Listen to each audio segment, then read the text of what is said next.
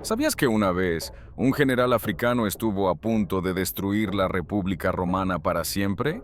Que lideró un ejército heterogéneo de mercenarios y elefantes de guerra a través de las cumbres heladas de los Alpes en una de las hazañas militares más audaces de todos los tiempos? Esta es la historia de un odio tan profundo, un juramento hecho por un niño que se convirtió en una guerra que sacudió los cimientos del mundo antiguo. Esta es la historia de Aníbal Barca, el hijo de Cartago, la peor pesadilla de Roma. Esta es la crónica de un genio táctico que infligió a las legiones romanas, consideradas invencibles, tres de las derrotas más humillantes de su historia. Es una saga de estrategia brillante, perseverancia sobrehumana y una enemistad mortal entre dos imperios que luchaban por el control del Mediterráneo. Suscríbete al canal porque vamos a cruzar los Alpes con elefantes y a desafiar al poder de Roma en su propio hogar. Para entender el odio que Aníbal sentía por Roma, debemos viajar a la generación anterior, a su padre, Amílcar Barca. Amílcar fue un brillante general cartaginés durante la Primera Guerra Púnica, un conflicto agotador de 23 años en el que Cartago y Roma lucharon por el control de Sicilia. Cartago, una potencia naval y comercial, perdió esa guerra. Fue una derrota humillante y Amílcar se vio obligado a firmar un tratado de paz que le costó a Cartago no solo Sicilia, sino también una enorme indemnización de guerra. Lleno de amargura, Amílcar se trasladó a la península ibérica, la actual España, con la intención de forjar un nuevo imperio para Cartago, una base de poder desde la que, algún día, vengarse de Roma. La leyenda cuenta que antes de partir hacia Hispania, Amílcar llevó a su hijo de 9 años, Aníbal, a un templo y le hizo hacer un juramento sagrado sobre el altar, que mientras viviera, nunca sería amigo de Roma. Ese juramento definiría la vida de Aníbal. Creció en los campamentos militares de Hispania, aprendiendo el arte de la guerra de su padre y su cuñado. Aprendió a liderar hombres de diversas culturas, iberos, galos, númidas, y se ganó su lealtad no por su linaje, sino por su carisma, su inteligencia y su voluntad de compartir las mismas dificultades que sus soldados. Comía la misma comida, dormía en el suelo envuelto en su capa militar y siempre era el primero en entrar en combate y el último en salir. En el año 221 a.C., tras el asesinato de su cuñado, el ejército lo aclamó unánimemente como su nuevo comandante. Aníbal tenía 26 años. Era el momento que había estado esperando toda su vida. Su primer objetivo fue consolidar el poder cartaginés en Hispania, expandiendo sus conquistas hacia el norte. Pero sus acciones inevitablemente lo pusieron en curso de colisión con Roma. El punto de fricción fue la ciudad de Sagunto, en la costa este de España. Sagunto era una aliada de Roma. En el 219 a.C., Aníbal, buscando deliberadamente un pretexto para la guerra, puso sitio a la ciudad. Después de un asedio brutal de 8 meses, Sagunto cayó. Roma, indignada, envió una embajada a Cartago exigiendo que entregaran a Aníbal para ser juzgado. El senado cartaginés se negó. El enviado romano, Quinto Fabio Máximo, según la leyenda, sostuvo los pliegues de su toga y dijo: «Aquí os traigo la guerra y la paz, elegid». Los cartagineses respondieron: «Danos la que prefieras». «Entonces os doy la guerra», replicó Fabio. La Segunda Guerra Púnica había comenzado. Los romanos esperaban una guerra predecible. Asumieron que Aníbal lucharía en Hispania y que la guerra, como la primera, se libraría en el mar y en las islas. Prepararon 2 ejércitos, uno para invadir Hispania y otro para navegar directamente a África y atacar Cartago. Nunca, en sus peores pesadillas, imaginaron el plan de Aníbal. El plan de Aníbal era audaz, inesperado y completamente loco. Llevaría la guerra al corazón de Italia. Sabía que no podía desafiar a Roma en el mar, donde la flota romana era superior. Así que decidió hacer lo imposible. Marcharía con su ejército por tierra, a través de Hispania, cruzando los Pirineos, atravesando la Galia, la actual Francia, y, finalmente, cruzando la barrera más formidable de todas, los Alpes, para descender sobre la llanura del Po en el norte de Italia. En la primavera del 218 a.C., Aníbal partió de su base en Hispania con un ejército de casi 100.000 hombres y, lo más famoso, 37 elefantes de guerra.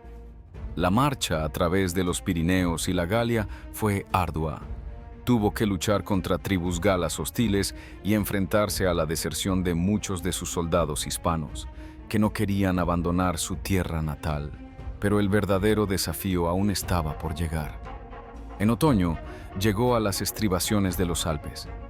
El ejército que le quedaba, unos 50.000 hombres, estaba agotado. La nieve ya había empezado a caer en las cumbres.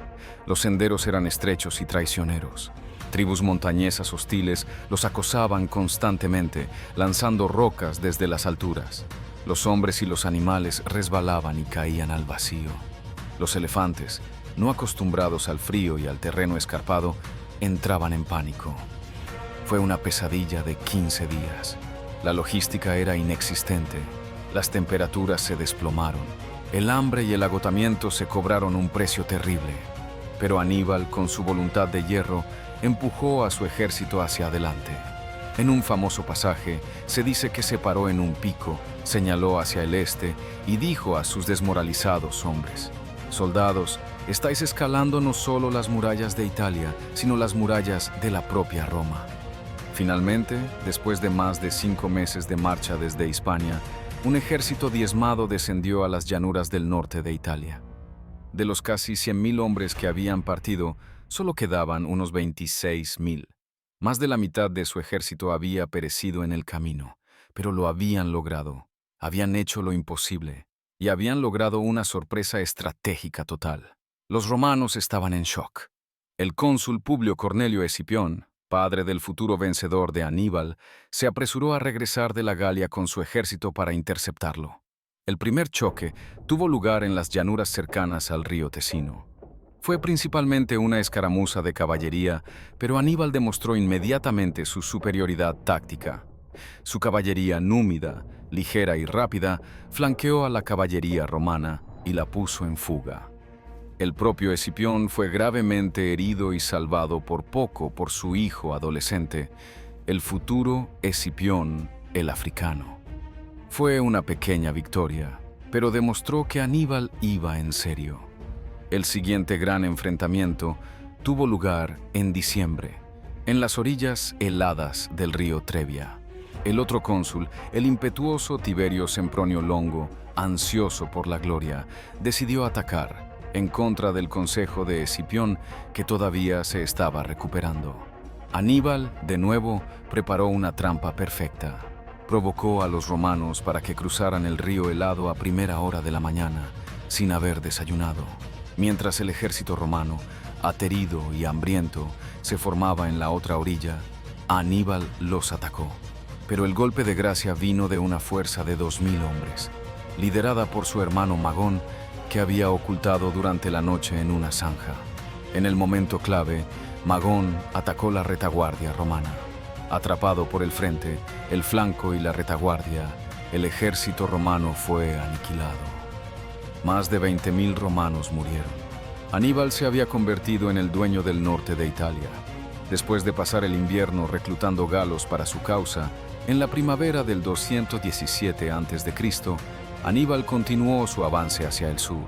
Para evitar a los ejércitos consulares que bloqueaban las rutas principales, tomó una decisión audaz: guiar a su ejército a través de los pantanos del Arno. Durante 4 días y 3 noches, marcharon con el agua hasta la cintura. Era una prueba de resistencia terrible. Aníbal, montado en el último de sus elefantes supervivientes, contrajo una infección ocular que le costaría la vista de un ojo para siempre.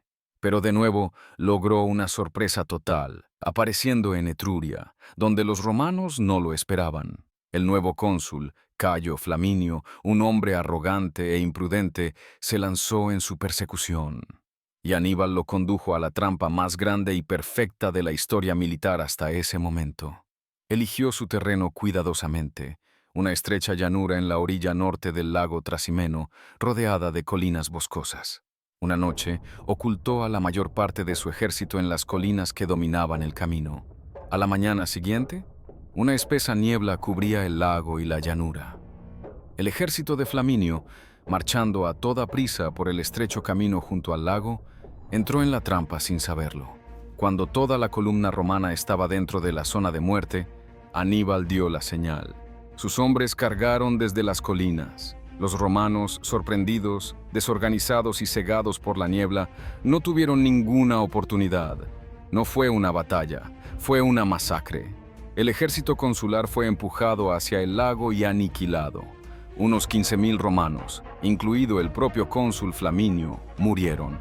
Otros 15.000 fueron capturados. Roma estaba indefensa. El camino hacia la ciudad estaba abierto. El pánico se apoderó de Roma. El Senado, en una medida de emergencia, nombró a un dictador para salvar a la República. Quinto Fabio Máximo. Aníbal estaba a las puertas de Roma. Su juramento de niño estaba a punto de cumplirse. Había cruzado los Alpes, había derrotado a 3 ejércitos romanos y había dejado a la República temblando de miedo. Pero el mayor desafío de todos, y su mayor error, aún estaba por llegar. Tras la aniquilación del ejército consular en el lago Trasimeno, un pánico ciego se apoderó de Roma. Por primera vez en siglos, no había un ejército romano entre un enemigo invasor y las murallas de la ciudad. La frase Hannibal ad portas, Aníbal está a las puertas, se convirtió en un susurro de terror. En esta hora de crisis existencial, el Senado romano recurrió a una medida de emergencia extrema, una que no se había utilizado en generaciones. Nombraron a un dictador. El hombre elegido fue Quinto Fabio Máximo. Fabio no era un general brillante o carismático como Aníbal. Era un aristócrata viejo, cauteloso y pragmático. Y su estrategia, que pasaría a la historia, fue tan poco romana y tan impopular como efectiva. Fabio entendió una verdad fundamental. No podía derrotar a Aníbal en una batalla campal. El genio táctico de Aníbal era simplemente superior. Así que, en lugar de buscar la batalla decisiva que Aníbal anhelaba, Fabio adoptó una estrategia de desgaste, una guerra de guerrillas a gran escala. Se dedicó a seguir al ejército de Aníbal como una sombra, acosándolo, atacando a sus partidas de forrajeo, cortando sus líneas de suministro, pero evitando a toda costa un enfrentamiento directo. Su plan era desangrar al ejército de Aníbal lentamente, desgastarlo por el hambre y el agotamiento, mientras Roma, con sus vastos recursos humanos, levantaba nuevos ejércitos. Para los romanos, acostumbrados a la agresión y a las victorias honorables en el campo de batalla, esta estrategia era una cobardía. Fabio fue ridiculizado. Se le dio el apodo despectivo de Cunctator, el retrasador. Pero su estrategia, aunque frustrante, funcionaba. Aníbal marchó por el sur de Italia, devastando el campo, pero no podía forzar a Fabio a una batalla. Y sin una batalla decisiva, no podía romper el poder de Roma. La paciencia de Roma, sin embargo, tenía un límite. En el año 216 a.C., el mandato de Fabio como dictador expiró. El pueblo romano, cansado de la humillación de ver a Aníbal campar a sus anchas por Italia, exigió acción. Eligieron a 2 nuevos cónsules, Cayo Terencio Varrón y Lucio Emilio Paulo, con un mandato claro: reunir el ejército más grande que Roma hubiera formado jamás y aplastar a Aníbal de una vez por todas. Y eso fue exactamente lo que hicieron. Roma movilizó un ejército colosal de 8 legiones, más de 80.000 hombres. Era una fuerza casi el doble de grande que el ejército de Aníbal. Confiados en su abrumadora superioridad numérica, los cónsules marcharon hacia el sur en busca de Aníbal. Lo encontraron cerca de un pequeño pueblo en Apulia llamado Canas. Aníbal, con su ejército de apenas 50.000 hombres, estaba en inferioridad numérica, pero eligió el terreno de batalla a la perfección, una llanura abierta, ideal para su caballería superior. Los cónsules romanos, Varrón y Paulo, alternaban el mando diariamente. El 2 de agosto de 216 a.C. era el turno de Varrón, el más agresivo de los dos. Varrón decidió atacar. Su plan era simple, brutal y típicamente romano.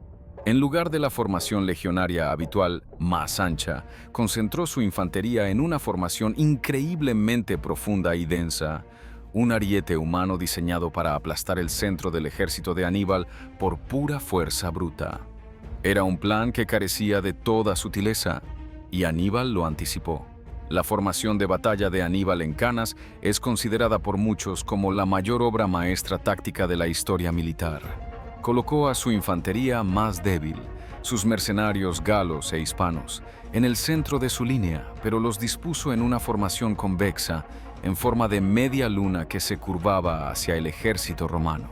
En los flancos de esta infantería, colocó a sus mejores tropas, su veterana infantería africana, en columnas, y en las alas posicionó a su caballería superior, la caballería pesada hispana y gala en un flanco y la rápida caballería númida en el otro. La batalla comenzó como Varrón había planeado. El masivo bloque de infantería romana cargó hacia adelante y se estrelló contra el débil centro de Aníbal. Tal como Aníbal había previsto, sus galos e hispanos, superados en número, comenzaron a retroceder lentamente. La media luna convexa se fue aplanando y luego se convirtió en una media luna cóncava. Los legionarios romanos, sintiendo la victoria, se adentraron cada vez más en el centro que cedía, sin darse cuenta de que estaban siendo canalizados hacia una bolsa, hacia una trampa mortal. Mientras esto sucedía en el centro, la caballería de Aníbal entró en acción. En el flanco izquierdo, su caballería pesada aniquiló a la caballería romana. Luego, en lugar de perseguirlos, galoparon por detrás de las líneas romanas para atacar a la caballería del otro flanco, que ya estaba ocupada por los númidas. La caballería romana fue barrida del campo de batalla, y entonces Aníbal cerró la trampa. Con la infantería romana completamente absorbida en el centro que se hundía, Aníbal dio la orden. Su veterana infantería africana, que había permanecido inmóvil en los flancos, giró hacia adentro y atacó los flancos expuestos de la formación romana.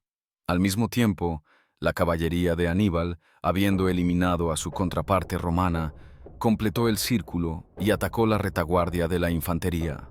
El ejército romano estaba completamente rodeado. Lo que siguió no fue una batalla, fue una matanza sistemática.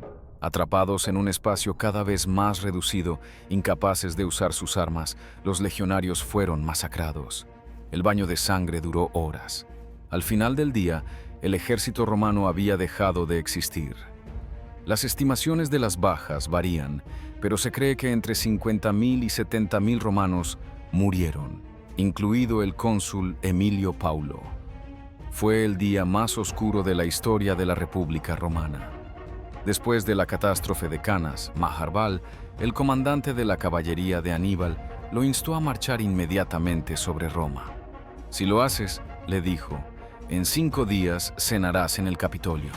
Cuando Aníbal se negó, Maharbal pronunció su famosa y amarga réplica: «Sabes cómo ganar una victoria, Aníbal, pero no sabes cómo usarla».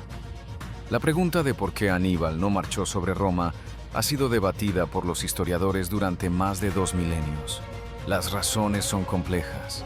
Aníbal carecía de equipo de asedio para tomar una ciudad tan fuertemente fortificada como Roma. Su ejército, aunque victorioso, estaba agotado y había sufrido bajas. Y, lo más importante, su estrategia nunca había sido la destrucción de la ciudad de Roma, sino la disolución de la Confederación Italiana de Roma.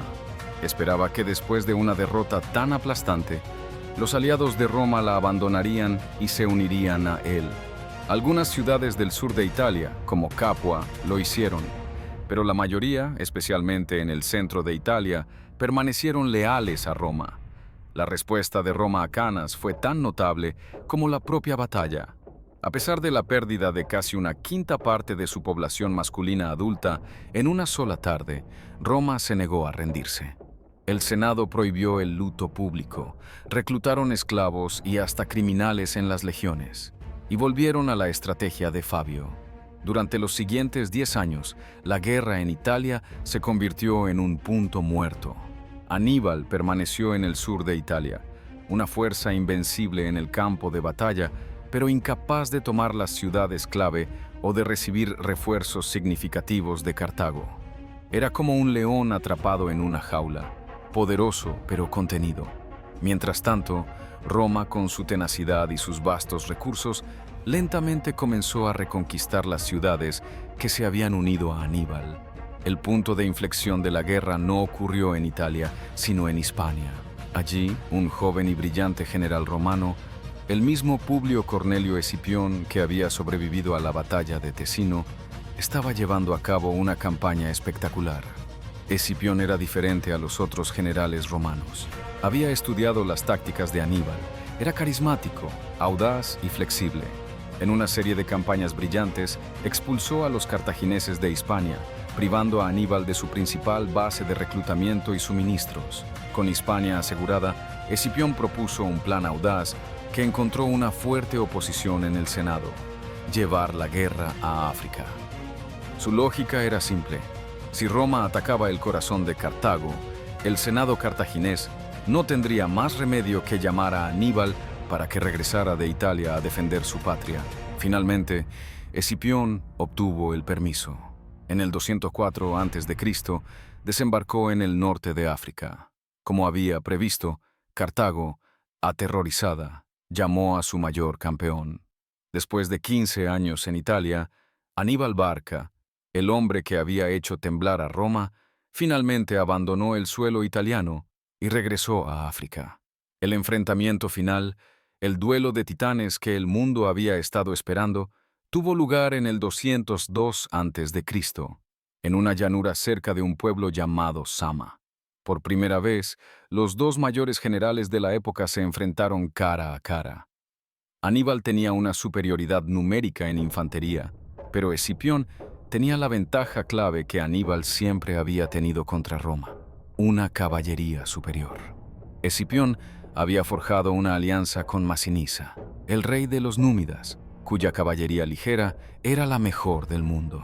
Aníbal también desplegó 80 elefantes de guerra, pero Escipión había ideado una táctica para contrarrestarlos. Organizó a su infantería no en una línea sólida, sino en columnas con pasillos entre ellas. Cuando los elefantes cargaron, los legionarios simplemente se hicieron a un lado, canalizando a las bestias a través de los pasillos hacia la retaguardia, donde fueron abatidas. Con los elefantes neutralizados, la infantería chocó en una lucha brutal. El centro de Aníbal, compuesto por sus veteranos de Italia, comenzó a hacer retroceder a los romanos. Parecía que Aníbal podría lograr otra victoria milagrosa. Pero entonces, al igual que en Canas, la caballería decidió la batalla. La caballería romana y númida de Escipión, habiendo derrotado a la caballería cartaginesa, regresó y se estrelló contra la retaguardia de la infantería de Aníbal. La misma táctica que Aníbal había usado para aniquilar a los romanos en Canas fue ahora usada contra él. Su ejército fue rodeado y destruido. Aníbal logró escapar, pero la batalla y la guerra estaban perdidas. Las condiciones de paz impuestas por Roma fueron devastadoras. Cartago perdió todos sus territorios de ultramar. Su armada fue reducida a un puñado de barcos. Se le prohibió hacer la guerra sin el permiso de Roma y fue obligada a pagar una indemnización masiva. Cartago nunca más volvería a desafiar el poder de Roma. Aníbal pasó algunos años como político en Cartago, pero finalmente fue forzado al exilio por Roma. Pasó el resto de su vida en las cortes de reyes orientales, siempre tratando de incitar una nueva guerra contra su odiado enemigo. Perseguido por los romanos incluso en su vejez, finalmente se suicidó en el 183 a.C., bebiendo veneno para evitar la captura. Su juramento de niño se había mantenido hasta el final. La Segunda Guerra Púnica fue el conflicto que decidió el destino del mundo occidental. Si Aníbal hubiera ganado, el mundo que conocemos hoy sería inconcebiblemente diferente.